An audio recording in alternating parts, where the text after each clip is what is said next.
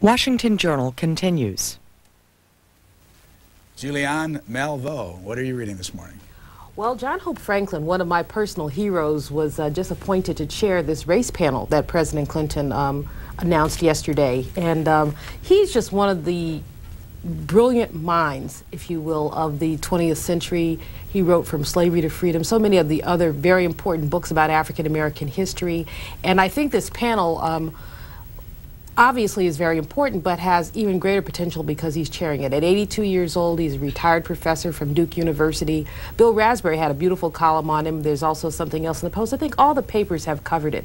We're all looking to see what President Clinton will say tomorrow, but I think whatever he says, and I always have my pros and cons on the president, whatever he says, I'm just very buoyed by the appointment of Dr. Franklin to this panel. John McManus, what do you think of this effort on the part of the president to deal with the race issue?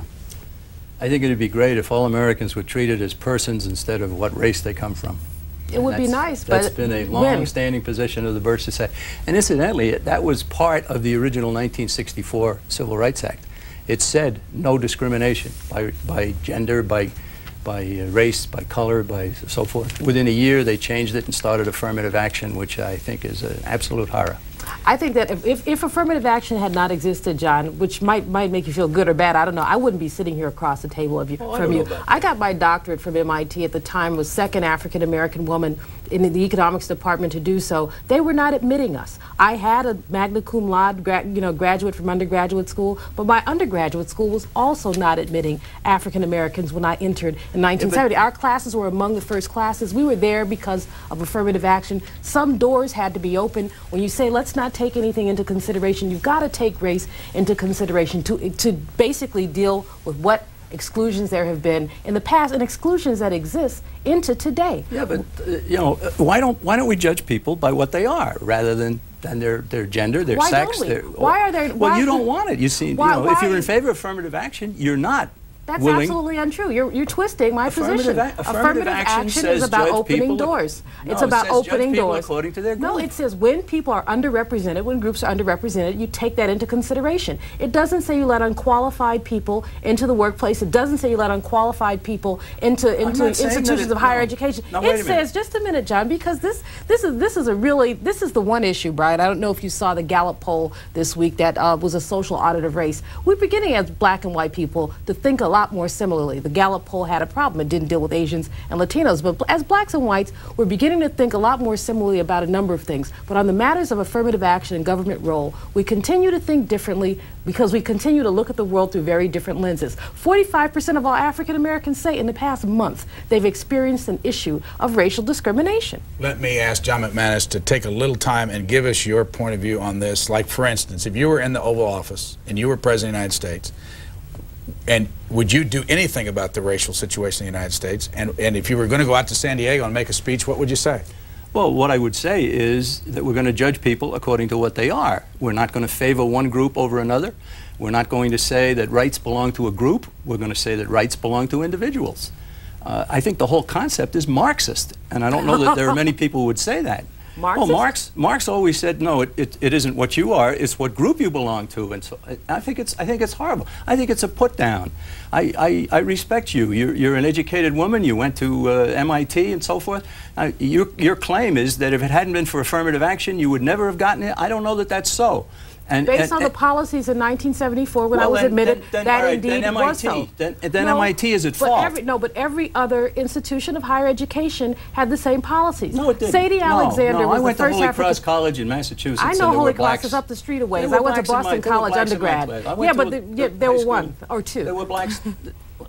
The dynamics of tokenism suggests that you let in one or two and say, gee, we're not discriminating. You know, there have been rules on the books. Some of our trade unions, some of our other organizations, New England College of Nursing, 1896, on their books, we will admit one Negress and one Jewess per year. This was a part of their charter. You want that out? I want that out too. I don't like that. But I say don't go the other way. What do you mean discrimination to keep out is no better than discrimination to force in. Let me ask you though about Let me ask you about tomorrow. The president gives a speech at the University of California at San Diego. There's already a lot of copy in the morning papers about this, columns being written. He's appointing a 7-person advisory committee to advise him. Tom Kean, the former governor of New Jersey, is one of them. There's a lot of folks. You may know some of them on the list. Dr. Franklin we've talked about. Dr. Yes. Franklin, 3 whites, 2 blacks, 2 Hispanics, something like that? 3 whites, 2 blacks, a Hispanic, Linda Chavez-Thompson from the AFL-CIO, and an Asian, Angela Oh, a young Korean attorney from L.A. It's a very good panel, I think. Are you happy about this? I am. Well, I'm always very skeptical about Bill Clinton because Bill Clinton likes to be liked. And because he likes to be liked, he equivocates a lot. But I think this is an excellent panel. Brian, if I were giving that speech at UC, I'd say something about acknowledging the past. You know, the biggest problem, from where I sit, is so many people are historically ignorant. When you challenge me about exclusion, that's just not knowing our history. Our history is a history of having excluded African American people. If I were Bill Clinton, I'd say, look, you know, we can't do anything about the past. Let's move ahead into the future, but let's acknowledge it. Why is there no monument to the contribution of slaves here in Washington? We've got monuments to everything else. Let us nationally embrace this past and move ahead. But no one wants to do that. That would be leadership. Don't say no. That would be leadership. That would be progressive. That would be something that I could take my nephews to and point to and say, this is what your people have given to the United States. This is why we want to be great Americans. Absent that, I'm not a patriot. How about a monument to the Irish Americans that faced signs Irish need not apply? How about this? How about that? Oh, please. Irish did not. Come on. Please. I think we ought to acknowledge the past. We are the only people. African American people are the only people who are forcibly enslaved. Yes, Irish were discriminated against, but they were not forcibly enslaved in this country. Well, all right. They were forcibly brought into slavery by blacks in Africa who sold them to Americans. Right. The concept of slavery in Africa was quite different. Right. Was quite different from the concept here. This country benefited economically from slavery, John. Let's be clear about that. Slavery, benefited economically from slavery. Slavery was going out. Slavery is not a very good economic economically, plan. And we need to acknowledge it. Let me ask John McManus. Let me go back to our original conversation. Is there, you know, this debate's going to start tomorrow. I mean, it's right here on the front page of today's Wall Street Journal, and it's lead story. There's an interview with the president. Okay. And it says here in the interview, Mr. Clinton recalled going back to hope as a young adult and recognizing that the black children he played with never had the options he did. Quote, I just kept seeing all these young people that I thought were intelligent, appealing young people, and it just made me angry and sick that they didn't have any opportunities, Mr. Clinton said. Bigotry and discrimination, he said, are the products of an expression of people's disappointments or frustrations in their own lives, and this is just a sort of outlet for it. Right. Again, what can be done that will be positive, in your opinion, tomorrow? Positive, I think the president ought to go out there and he say, ladies and gentlemen, let's celebrate the fact that we belong to a United States of America that did away with slavery. Let's celebrate the fact that we did away with slavery. And let's now judge everybody according to themselves, not according to what group they belong to or gender or whatever else. And then I think that the president ought to say, you know, Ward Connolly is correct. Ward Connolly is so misguided that it's not even amusing. There's an awful lot of other blacks that feel the same way that Ward Connolly does. Now, and there are a lot who don't. Don't tell me who I speak for and who I don't speak for. You're way out of line there. You don't know enough about me to say that. You don't know enough about me to say that. I am president of an African American women's organization. Right, I do speak for millions of African Americans. I wouldn't claim to speak for all, but I do claim to speak for many. As long as you don't claim to speak for all. We're going to go to the phone calls, and I want to try to get as many phone calls as I can. You do one of these shows, right? Yes. Where do you do it? Which I have a radio show in New York, Julianne Malveaux's Capital Report. I fly up and report on what's happening here. And when do you do it? Mondays from noon to 1, 11:90 a.m. And you have a magazine called The New American. Correct. Here's a publisher's note here. You wrote a piece, has GOP had enough of Newt? What do you think of Newt? Oh, I think Newt is keeping the cap on people who want less government. He's very much part of the establishment. I don't buy the image of Newt. I buy the image of Newt that is obvious from looking at the record. He's in favor of internationalism. He's in favor of all these other kinds of things. He's not a supporter of the Constitution of the United States. He thinks the contract with America is more important than the Constitution he's sworn an oth to support. You got a miracle here. I never thought I'd agree with this man on anything. I don't agree with your reasons, but I think we could deep six Newt. Gee, let's check on that. Moment. Now, what about this cover of The New American? 3 cheers for national service. I assume that is that Mussolini and is that Hitler and is that Bill Clinton? I can't see really on the. Well, the implication in the article, and it's a very well researched article, shows that there was forced volunteerism in Italy under Mussolini, forced volunteerism under Hitler in Germany, and now we see the same kind of volunteerism coming along, that either you get involved in it or you don't get a diploma from high school, or you don't get a diploma from here, or you don't. It's forcing volunteerism, and it's an oxymoron.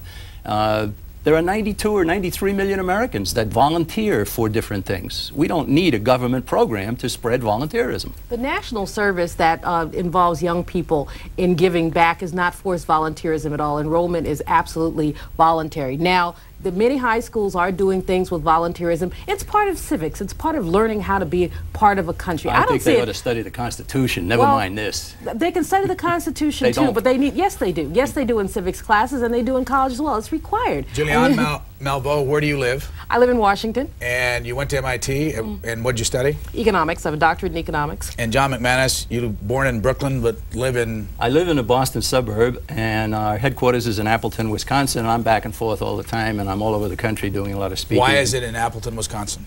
Well, we were asked 6, 7 years ago to relocate to the center of the country and do away with expensive headquarters east and west coasts, which we did, and the man who was the CEO at the time lived in Appleton, so that's why we're there. Cincinnati, Ohio, you're our first caller. Go ahead, please. Hi, Brian. Hi. I want to tell you what a great staff you have. Thanks. I called last week and was cut off because you ran out of time, so the boy said he'd call me back. And I just want to say how nice Paul has been to do that. Oh, that's nice. Thank you. He'll be happy to hear you say nice things about him. Well, he's a sweet boy. I wish he was my son or grandson. What's on your mind this morning? Well, I hope this man will speak up because I agreed with everything he said except about Newt. To me, Newt's a wonderful, wonderful man. I'm real disappointed in Trent Lott. I don't think he has any backbone.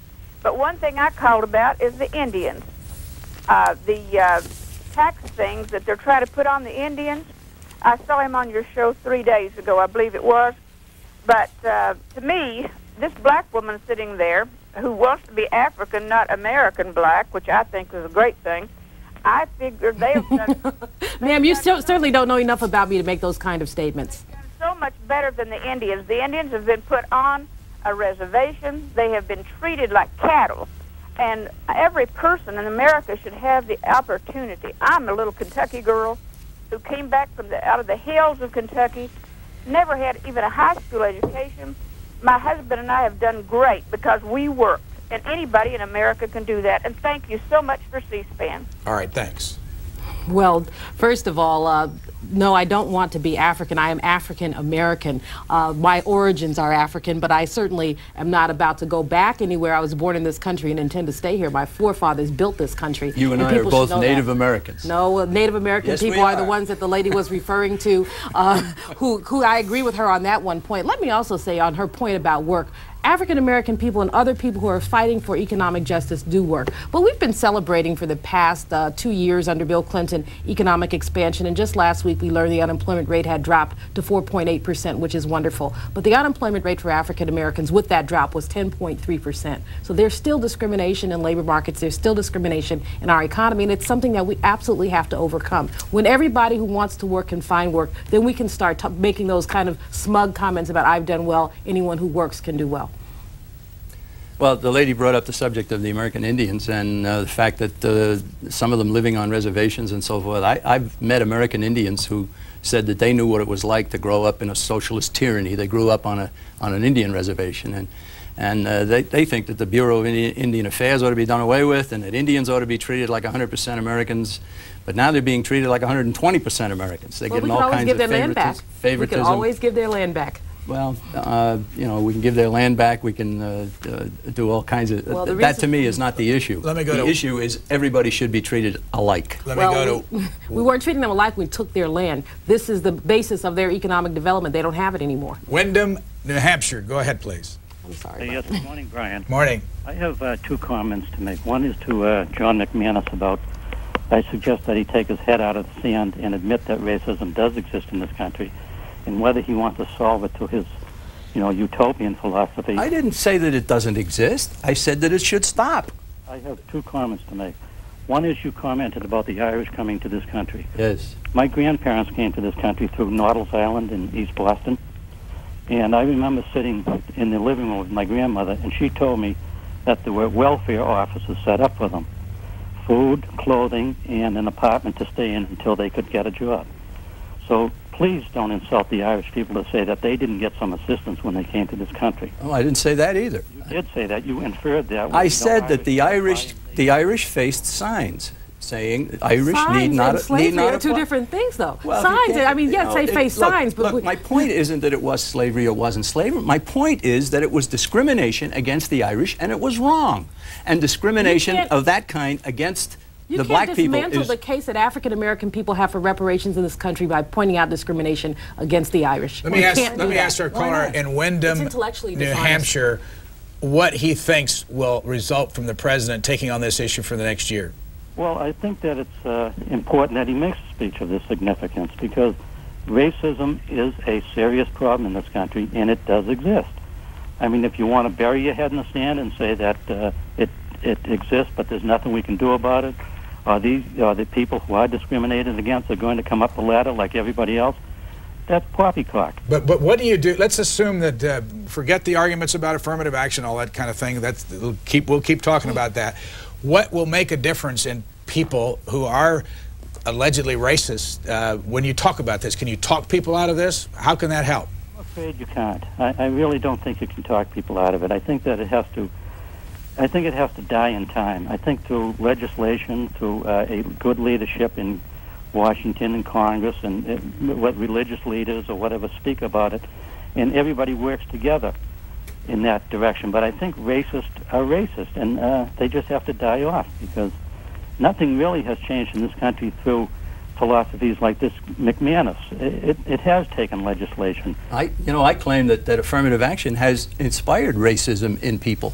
I know men who I've met who told me that they didn't get the promotion because they were white, and somebody less qualified got the promotion, or a woman, or something like that. These are inadequate people who are telling lies, quite frankly. No, they're not just a minute. No, when you do have no right studies, to say yes, that I do, telling because when you lies. do studies about this, you do not have, I want people, when they say that, to point to the less qualified person. Oftentimes they don't exist. You have people who have, the two men who started the Prop 209 signatures were two professors who claimed they couldn't get jobs because of affirmative action. But NBC's Dateline followed them around. These guys had not applied for any jobs in the California State University system, so they were being, quite frankly, dishonest. Yes, I do have a right to say what I know, and what I know is all too often this Q word is used as a blood qualified. You know just what I mean. As a bludgeon to essentially alienate whites from this. When people have to point to, when they say someone took my job and it was a black person, I want to see the black person. The numbers just don't support that. I lost my job to a woman. There are not that many women. You're opposed to discrimination. I'm opposed to discrimination, but I'm in favor of affirmative action. That's There's no such discrimination. thing. No, it is a discrimination. Can I go back? We define it differently. Can I go back to this speech again? Will it help to talk about this? I'm not. Well, is it helping that? No. I don't know. I mean, here's an example of it. You're diametrically opposed on this issue of affirmative action. We're not going to change if that is not mind. dealt with, I mean, how do you deal with it? I think that if the talk includes education, I don't know what I could do to change this gentleman's mind. I don't know what he could do to change mine. But I think that for many people there is an aspect of just lack of knowledge. And I think that to the extent that we talk about some of the lack of knowledge, that we walk in each other's shoes, I think that maybe it will help. The Gallup poll stuff that I saw yesterday, Brian, was really interesting because, as I said, we really are beginning to think very similarly about certain things as black and white people. The gaps on some of our thinking are quite frankly closing. But on other things, like affirmative action, like government role, and like the existence of racism, whites do not believe that racism exists by and large. They think that things have gotten much better. When you talk about what I call racist minutia, the little bitty stuff being followed around the story, they say, oh, that's no big thing. But for blacks it is. Go back to that story on John Hope Franklin. It's a very sad story. This man being celebrated comes to Washington, the Cosmos Club, one of the sort of very elite clubs, and is coming down the stairs on his way in a limo to the White House to get the Presidential Medal of Honor, and some white woman says, could you please get my coat? Assuming that he's just the bellman. And this happens to African American men and women all the time. No legislation can't do anything about it, but if we heighten people's sensitivity, maybe they'll... Well, I concur completely, but I think affirmative action institutionalizes discrimination. No, well, I disagree with you. I think you're absolutely wrong on that. Have you changed your mind at all over the years on the issue of race? No. I grew up in a decent family. My dad always always told me, judge people by what they are, and that's a good idea. I think that don't judge them by their race, their color, their gender, their anything. John, Judge them by what they organization are. has a history of, quite frankly, racial exclusionary policies and racial rhetoric. The John Birch Society, doesn't it have? No, it has that rap, but there's no truth to it. There's never been any test in the John Birch Society. And I have black members who would love to chat with you about that. Well, Jewish members and so forth. No, there is no discrimination in the Birch Society on those things. We judge people by character. We want everybody else to do the same. Let me grab this call from Westport, Massachusetts. Good morning. Hi. Hi. Hi. Miss Malveaux, please don't interrupt me like you interrupt Mr. McManus. Quite frankly, ma'am, when you start out that way, you're asking to be interrupted. Please don't make assumptions about me. Thank you. Assumptions. I'm watching, I'm listening. Not very carefully. Let me just talk one thing about racist. I never was. But I can tell you the day it changed. The day Reginald Denny almost got killed for doing nothing but driving his truck. It didn't bother you that Rodney King got beaten up? Interrupting. You're interrupting. You're right. You're absolutely right. My next question is, when Clinton vetoed this bill to help the people in Dakota because he didn't like the riders to it, I would like somebody to answer me why he didn't use the line item veto and pass the bill. He could have done that. He didn't use the line item veto so the Republicans could get blamed. Okay. John McManus, you start. Oh, good point. I don't like the line item veto. I think it's unconstitutional. I don't think it should be used. But I also don't think that the federal government should be in the welfare business. And you think the flood money was welfare? Show me in the Constitution where it says you can tax all Americans to take care of somebody's problems when they have a flood. It's just not there. You know, we're a nation. I happen to be a Constitution... a strict constructionist, I take it. Strict constructionist, call it what you want. The Constitution is clear. They've all taken an oath to it, and they do not abide by it. And it's about time that somebody forced them to do so. And that's what I don't like about Newt Gingrich. What I would say to the lady is that there were too many writers. The writers really did erode the president's authority. I think he didn't use the line item veto because the line item veto has been challenged before the Supreme Court. There are issues about the line item veto. He hasn't used it very often. So I think that he was absolutely correct to veto, to make the Republicans do what they were supposed to do. This was a disaster bill. It didn't have to have all those other politics in it. And I think disaster bills are important because we are a nation. When the economy of those Dakotas, when the economy of those Dakotas when the economy of those Dakotas is undermined by a flood, we all suffer, and that's why we have disaster aid. Let me ask you, the two of you, and you've been critical of your side of the fence, both of you. I mean, what people would think was your side of the fence. Who is an ideal leader in the United States for you? Someone that would be kind of up there on the stage, you'd say, that's my person. Well, there are some senators, there are some congressmen who are pretty strict and pretty much abide by the Constitution. Ron Paul from Texas is a good example. Scarborough from Florida, Helen Chenoweth from Idaho. In the Senate, Smith from New Hampshire is appealing. Ron Paul is on the cover of your magazine for the April 28th edition. Right. He gave a speech when he came back to Congress. He'd been before and then he came back, and in spite of Newt Gingrich, by the way, who tried very hard to block him. And we just simply asked him if it would be okay if we republished his speech about what he sees as the needs for America. And of course, there's a lot more things besides affirmative action that I think we should be talking about. NATO and McVeigh and John Huang and the most favored nation thing for China. All kinds of things. Let me ask Julianne Malveaux. Am I getting Julianne Malveaux? Julianne, yeah. What is your French connection? My dad was from Opelousas, Louisiana. Okay. What about the leader for you? I like Paul Wellstone in the Senate a lot. I think in terms of economic populism, he's been very focused, very on point.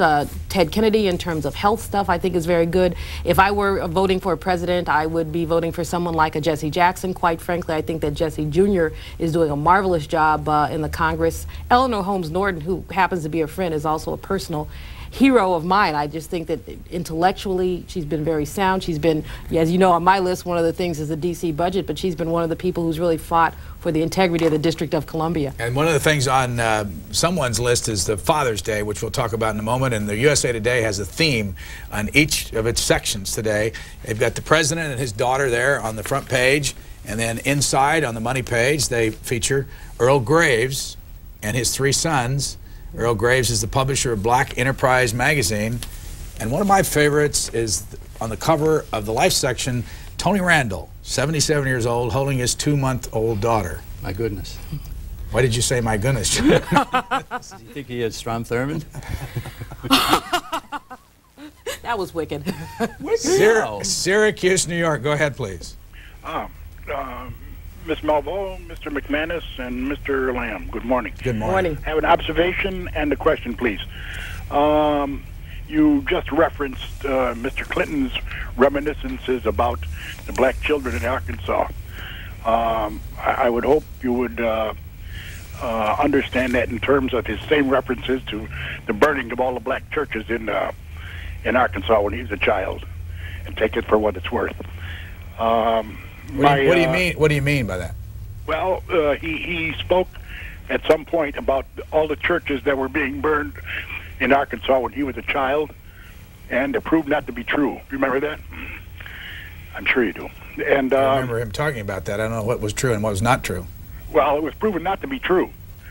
Next, I need to fill a void in my education. I watched with some pain, mesmerization, and ennui the markup for the tax proposals. Conspicuous for its absence was any discussion about the FCC taxing phones. I thought taxing was a province of the Congress. Could you enlighten me, please? Thanks. I can't help him on that, but he's absolutely right. Congress alone should put the taxes on people, because the United Nations wants now taxation, wants to have its own budget, and it wants to have its own taxation capabilities. They're very dangerous. I was pleased just last week to see that the Congress voted for the first time on the matter of whether the United States should get out of the United Nations. The House had a vote on it. 54 members of the House said, yes, let's get out of the United Nations, and I think that's a very good start. I think it's very important that we do so, get out of the United Nations. That is one of the biggest mistakes that we could ever make. Our world is becoming more and more global. Our economies are intertwined. Many other things are intertwined. The United Nations, I will grant you, is not a perfect organization at all. It has lots and lots of flaws, and that's why for the longest time we withheld some of our dues to the United Nations. But I think it's important for us to participate in world bodies because we are part of the world. We cannot afford, as the largest power in the world, to say we're going to take our marbles and go away. No, it's really a very encouraging sign that even Jesse Helms has agreed that now that we'll pay $854 million, our back dues to the United Nations. We're using our strength. Do you know that the United Nations owes the United States over $5 billion for peacekeeping expenses that they haven't paid us? Those monies are not owed. Those monies are not. No, those are money. We voluntarily participated, and we knew what the United Nations situation. This is an obligation that the UN has, and they haven't put it up. Now, if in fact, there are two different, there are different aspects of our UN obligations and relationships, and one are our general dues that simply allow the operation of those headquarters in New York and the hiring of that staff. There are other aspects with the peacekeeping, with the children's stuff. There's several other things. So I'm not.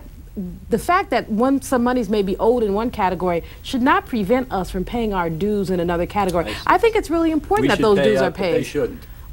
I think that there's some economic issues. That's kind of affirmative action, isn't it? You're like you got a one-horse line here. You say you don't want to talk about affirmative action, but whenever you get the opportunity, you throw it in here. You want to make distinctions. You want to say it's okay for this person to do that, but it's not okay for somebody else. You just. As I said, you say that you've got a broader set of interests, but I don't think you do. Because if I'm talking about the United Nations, you got to get it back to affirmative action. You got one line, babe. It's one line. Steubenville, Ohio. Go ahead, please. Yes, I'm very critical of the Republican leadership. I'm a Republican since 1947, been elected in very partisan local elections 4 times. I think I have pretty good credentials. I think the Republican Party has left the people. I think when they voted against North Dakota and Minnesota in the trials and the horrible things that happened there, the leadership of the Republican Party has gone completely nuts.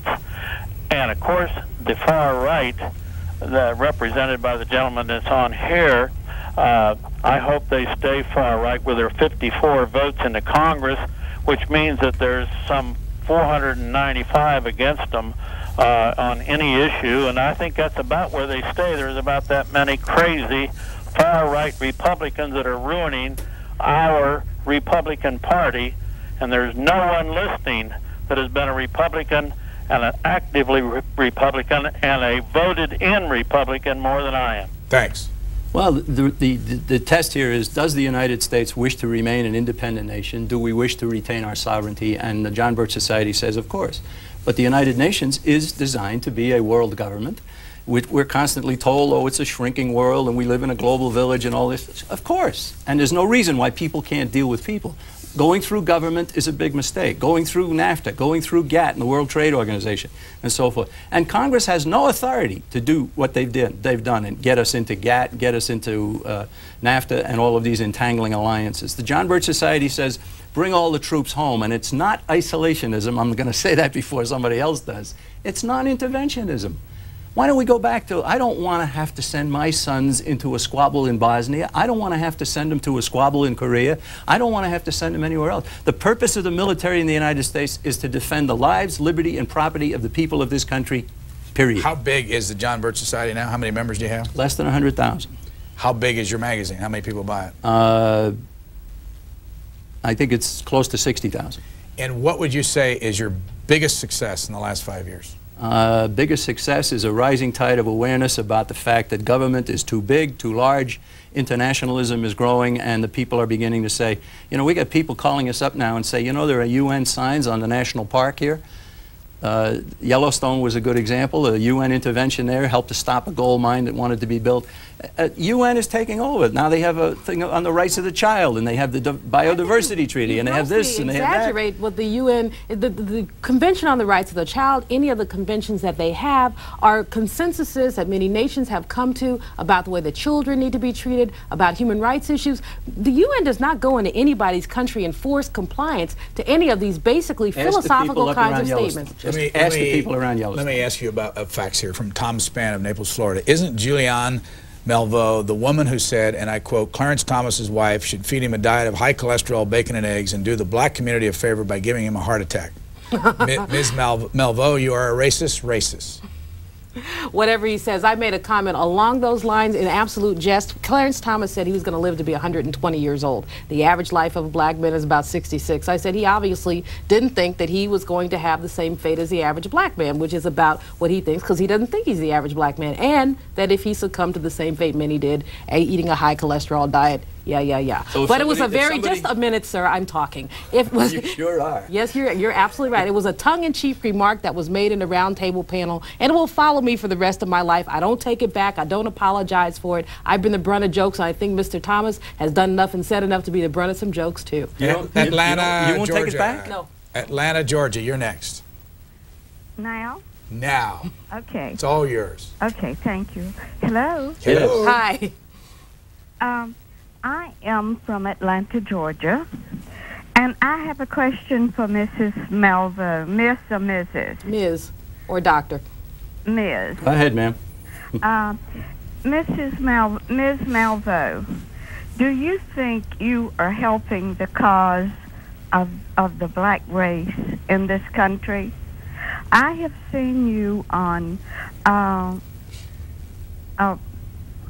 CNN and Company, and I have seen you on, oh my goodness, it comes on 3 o'clock at CNN. Caller, let's let Ms.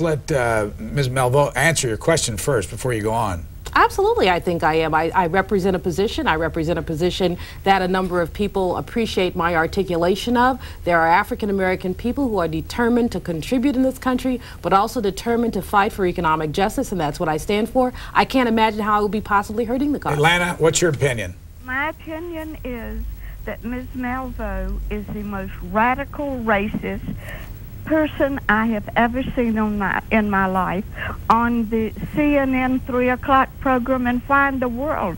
I can't remember it right this second. What did she do to you then? What is it? She didn't do anything. She just doesn't agree with me. No, I just mean... Hysterical. She couldn't even sit still. She was screaming and carrying on like something I've never seen. And if you want to verify that, Mrs. Malveaux, get a video of that program and see if that makes you proud of the way you're representing the black population. Well, ma'am, I think that you looked at me through a very distorted lens. I have never been unable to sit still. I don't think I'm screaming and hollering here. I will emphatically make my point, as I always do, and if that offends you, that's your business. Do you have the same experience? People saying that you're a radical? Well, yeah, there are people who've been told that. You know, for many years, the rap against the John Birch Society was that we were racist and anti-Semites and a lot of other nasty things. Our black members stood up and said, no, it's not so. Our Jewish members stood up and said the same thing. There are a lot of stereotyping. There's a lot of stereotyping that does go on, and I'm opposed to it. I'm opposed to it, not just for the Birch Society, but for others. Judge people by what they are, not what others say of them. Let's go to Mobile, Alabama next. Go ahead, please. Hello. Hi, you're on the air. Great. I've been watching the show since the beginning of the show this morning, and I wanted to say to Miss Malveaux that I have to agree with the previous caller that she is a racist, and people like her is what keeps racism going. Number one, it doesn't mean that I'm any better than you, you're any better than me. We are all Americans. As soon as we start getting together and believing that we are Americans, we are all Americans, and worrying about our own country instead of what's going on in the other countries, will be better. Caller, are you, did you vote for Bill Clinton? Yes, sir, I did. And what do you think then of his speech tomorrow? How important is it to you? I think that it's going to be a bunch of rhetoric like it has been before. You don't sound like you like him. I like him, but I just think that there are more important priorities than other countries at this point. I think we need to worry about our own country and our own homeless children. But that's what he's talking about tomorrow. He's talking about the problems in this country. Well, I'm hoping that he's going to say something that's going to, I don't know.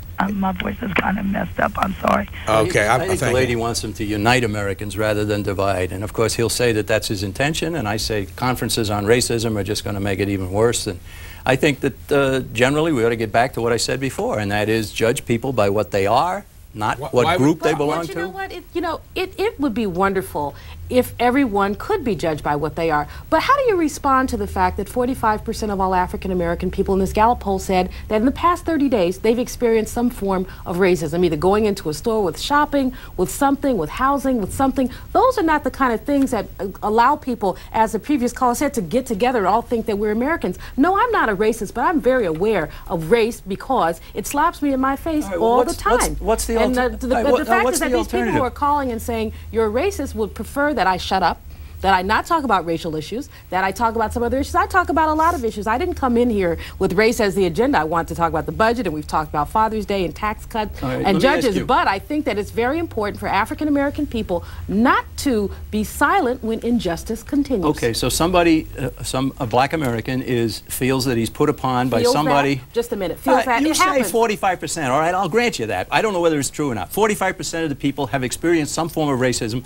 All right, somebody has slurred them. Somebody's made a remark or something like, maybe something like what you said about Clarence Thomas. I don't know, but what would you say is the answer to that? John Hope What is the answer to that? One of the answers is to make sure that we eradicate racism in our society. How? One of the things that we can do is strengthen legislation. One of the things that we can do is raise awareness. These conversations that Bill Clinton is having, I'm not sure how much conversation helped, but I think it does help some. I don't think that we simply say, well, we'll concede that it exists and we'll just continue. Well, I think that we have to fight these things. When a young African American goes into a store and is followed around and is discriminated against, I say we boycott the darn store. Okay. I say that whites who agree that racism should stop ought to boycott it too. I'd like you to be boycotting Texaco along with some of us. Those companies that your attitude is one that would say that the government should make every decision about everybody's. That's not what I said. Please, that's the way it's leading. Interpret me correctly. If you insist on interpreting me, please do it correctly. Can I go back though to the John Hope Franklin column and the Cosmos Club example? This is a very simple example that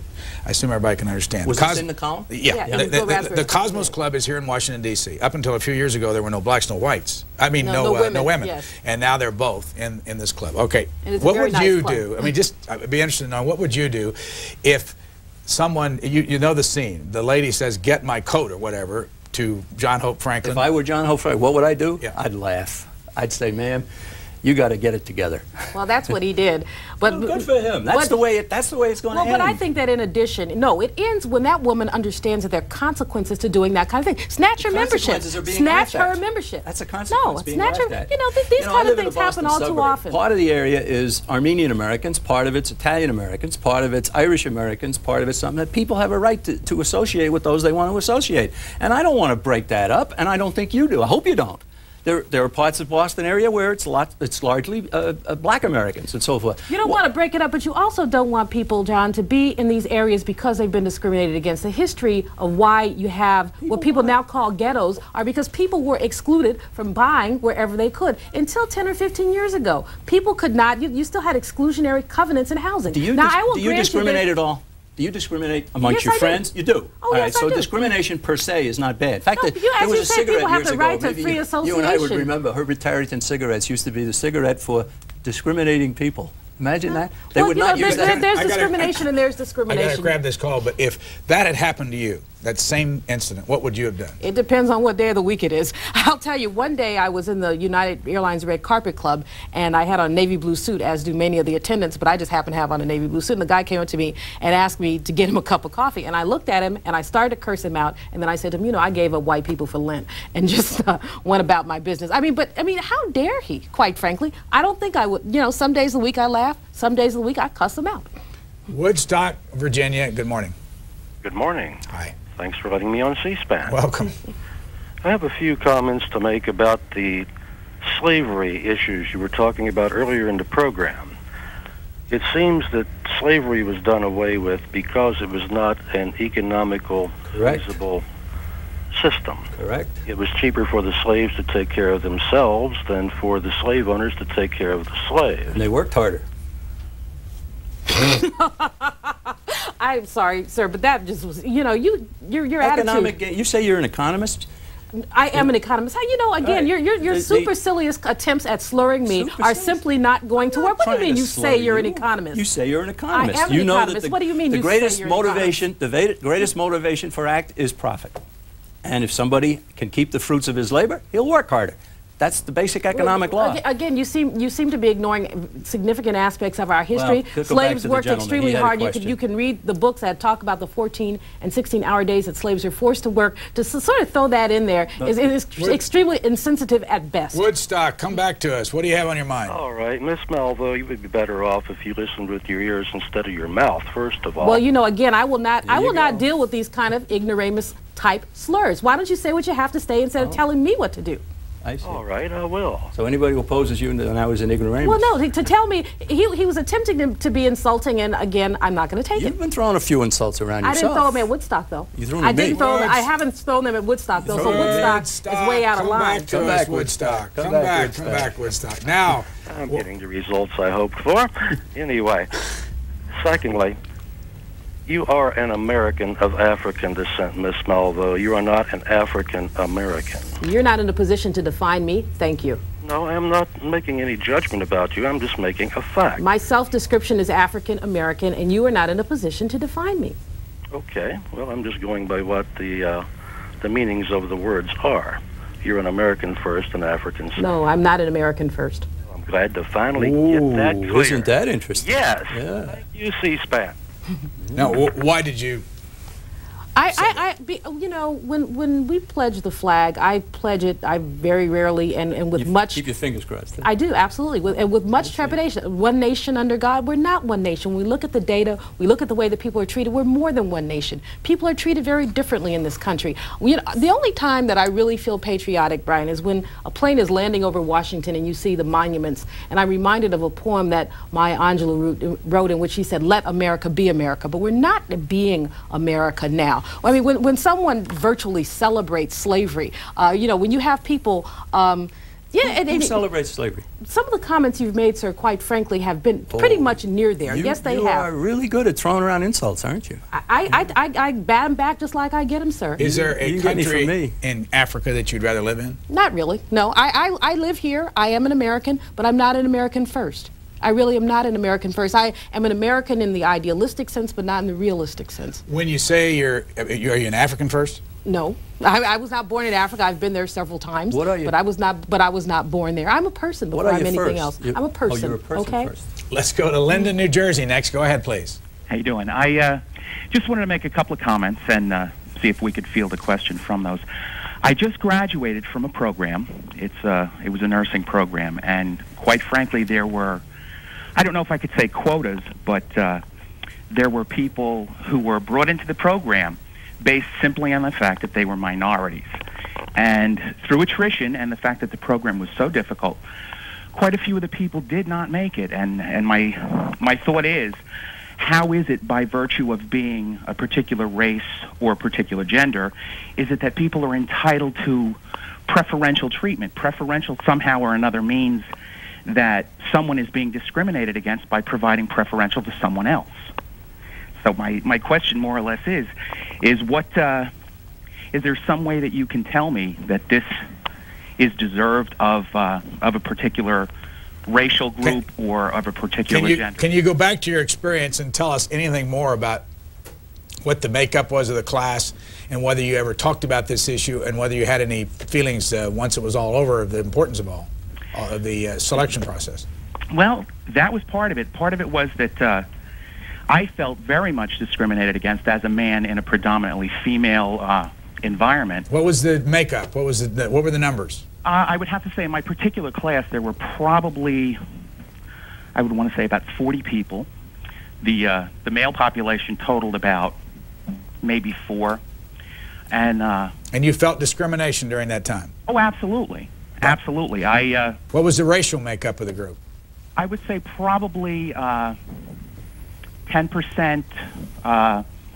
either Hispanic of some type, and probably another 10 of black, and there were quite a diverse group. It was Philippines. Well, did you get in through affirmative action? Absolutely not. I got in on my grades, and that was the whole thing that I was arguing about, is that shouldn't it be judged on individuals' merit? And I'm also walking away with this huge student loan that I'm going to have to pay. By virtue of someone being of a particular race or gender, why would they be entitled to come in and to get tuition paid? Well, before we let you go, let me ask you this question.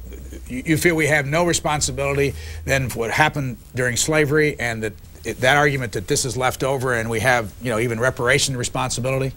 Well, I don't know that there really could be a responsibility, and if that be the case, then show me one group, minority group in this country, that in one way or another, and I'm of Cherokee descent, so I know what life is like on the reservation, and I've seen people pushed off their land and killed for their beliefs. That's my point. That I don't know that affirmative action even addresses that. All right, thanks. All right, folks, go at it. Well, I think the man's made my point. People should be judged by themselves, not by which group they belong to, which is Marxism. Go back to your basic point on this affirmative action thing. Where do you see it working? I see it working in lots of places. I would cite my own case, in the case of many African Americans in my age group who... How did it work for you directly? At my undergraduate college, Boston College, although I had extremely high SAT scores, I was admitted through a minority program because they had just begun to admit minorities in large numbers. They had a program called the Black Talent Program that admitted many African Americans. I was also admitted through regular admissions, but by virtue of the Black Talent admissions, was able to get some tuition assistance. In addition, at MIT, the faculty there in the economics department had made a decision to go out of their way to recruit African American people to come into the program there. Prior to that decision they made to go out and recruit, there had been virtually no African American enrollment in the economics department. What's the difference between going after an African American to be in your group or going after an athlete to be in your group? I don't see there's any difference. And in fact, if MIT wants to say, okay, we want to go and get some more African Americans, Black Americans, or whatever they want to call themselves, if we want to get some more of them and have them, they should have that right. But they should not be forced to do it by some government quota. Were they forced to do it at MIT? I don't think they were, but as you know, in the 70s, there had been some audits of educational institutions in terms of their enrollments and their numbers, their demographics, the fact that African Americans had not been admitted in the past. In some cases was due directly to discrimination. Universities changed some of their enrollment and admissions policies in the 70s. We got to go to Arlington, Texas, about out of time. Go ahead, please. Good morning, Brian. Hi. Nice to see you. Thank you for C-SPAN. Welcome. I just wanted to make a comment. I think I agree with everything that Ms. Malveaux has said. It's interesting to see the difference between this messenger and, say, someone like Dr. Martin Luther King. It's the same message. It's just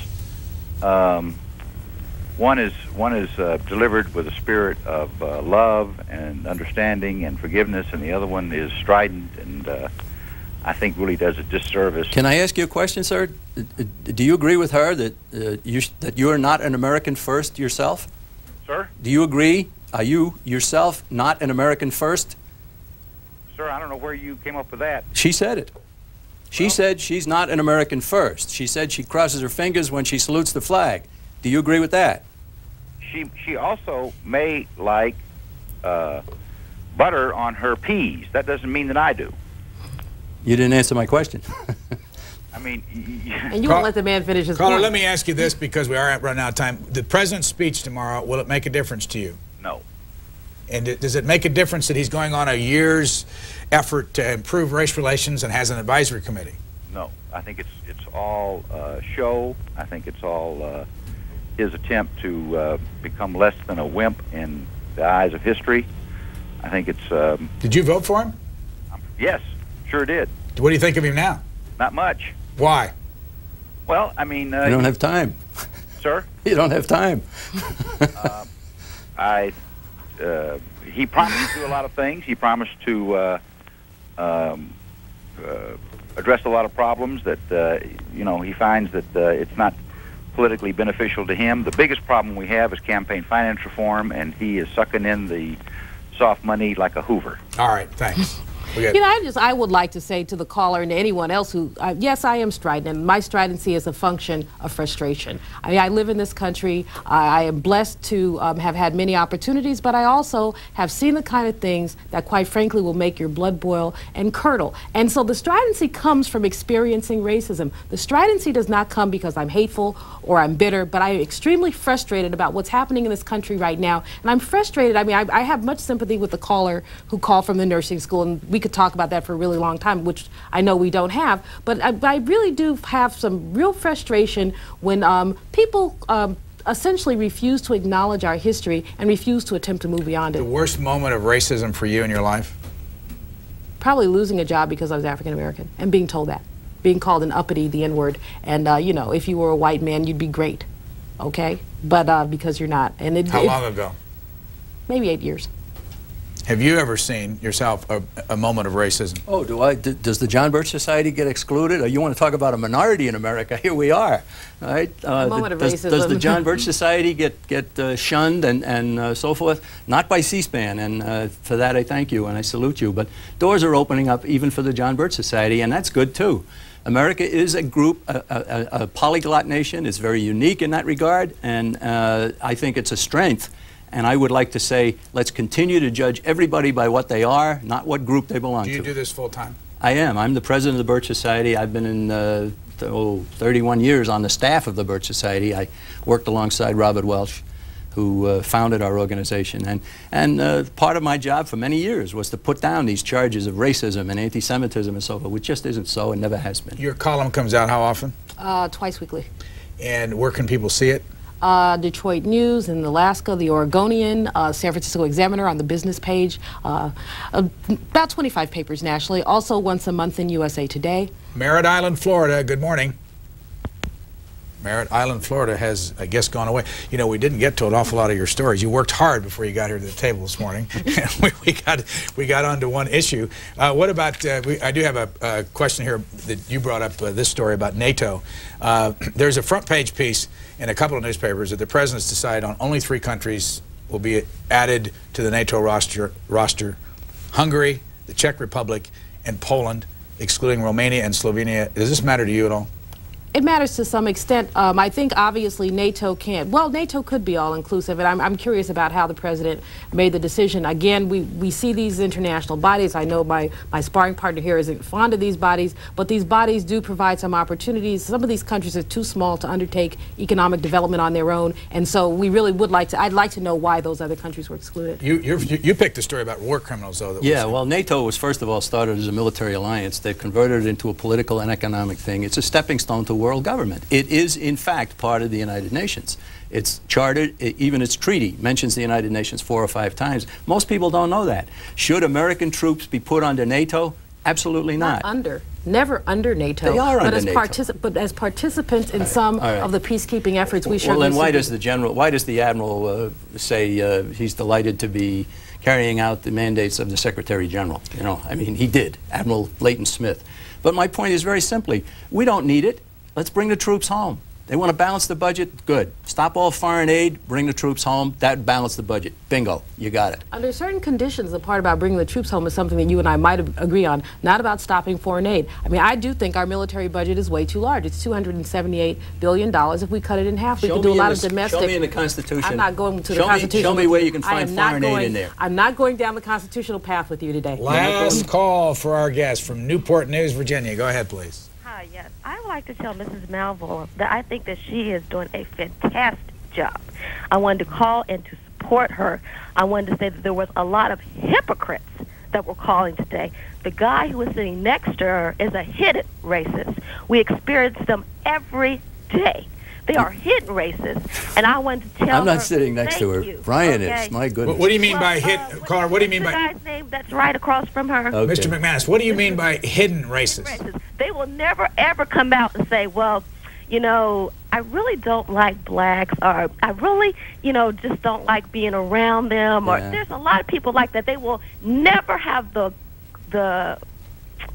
fortitude or have the ability to be just straight up. And that's why I like her, because you know what? She says what she means. She's not trying to get around anything. Caller, what's your background? What's your background? I have a bachelor's from the University of Maryland.